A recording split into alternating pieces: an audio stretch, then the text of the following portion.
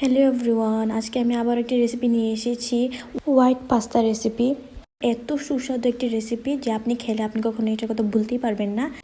এবং এটা তৈরি করা একদমই সহজ, কারণ এখানে শুধুমাত্র ঘরোয়া উপকরণ লাগে। যেমন ধরুন, আমি এখানে কোনো দামি কোনো পাস্তা ব্যবহার করছি না, বরং ম্যাকারনি দিয়ে আমি পাস্তাটা তৈরি করব। আপনি যদি এই রেসিপিটি ট্রাই করেন তাহলে এই স্বাদ আপনার মুখে লেগেই থাকবে, এবং আমি আশা করি মেহমানদের জন্য এটি একটি পারফেক্ট একটি রেসিপি। আর আমি আমার ভয়েস ওভারের জন্যও আগে থেকে আপনাদেরকে সরি বলে রাখলাম, কারণ এখন অনেক বেশি বৃষ্টি হচ্ছে, তারপর আরও অনেক সমস্যার জন্য আমার রেকর্ডিংটা ভালো হচ্ছে না।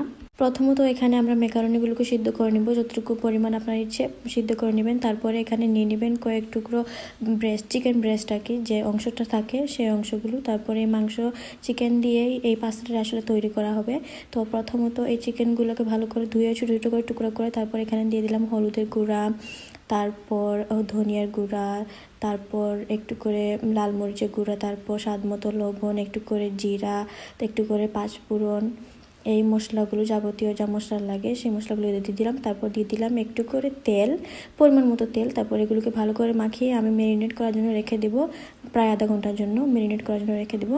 আবার অন্যদিকে আমি ডিম সিদ্ধ বসাবো। পাস্তা সসের জন্য মূলত ডিম দরকার পড়বে। তারপর এখানে আমরা আধা ঘন্টা পর আমরা সেই মাংসগুলোকে আমরা ভেজে নিব। সুন্দর করে ভেজে নিলেই হবে, ডিপ ফ্রাই কিংবা নর্মাল ফ্রাই আপনার যেভাবে ইচ্ছা সেভাবে করতে পারেন। তো এগুলোকে ফ্রাই করার পর এখানে আমরা নিয়ে নিলাম সিদ্ধ করা ডিম, তারপর রসুন কুচি, কয়েক টুকরো মরিচ, তারপর একটু ধনিয়া পাতা। এরপরে দিয়ে দিলাম কিছু পরিমাণ দুধ, আমি দিয়েছি 3 চামচ পরিমাণ দুধ, তারপর আধা চামচ পরিমাণ চিনি আর একটু কালো জিরা, তারপর আরেকটু তেল দিয়ে আমি এটাকে ব্লেন্ডার করে নেব। ভালো করে ব্লেন্ডার করে নিতে হবে। আসলে এটা হচ্ছে আমাদের পাস্তার যে পেস্ট সেটা। এবং এই মেয়োনিজ, এটাকে মেয়োনিজও বলা যায়। এই সসটা এতই ইয়ামি যে আপনি শুধু পাস্তার সাথে না অন্য কিছুর সাথেও ট্রাই করতে পারেন। তারপর ব্লেন্ডার হয়ে গেলে আপনি পেস্টটা দিয়ে দিলেন পাস্তার উপরে, আর তারপর ওই যে মিট চাঙ্কগুলো আছে সেগুলো দিয়ে ভালো করে মিক্স করে তারপর পরিবেশন করার জন্য একদমই রেডি। এই রেসিপিটি এত সুস্বাদু, আমি কি বলবো। আমার ওই সময়টাতে আমি একটু অসুস্থ ছিলাম, তারপরও এই রেসিপিটি আমার এত ভালো লেগেছে, আমি ভাষা নাই এই রেসিপিটি কতটুকু মজা তা বলার।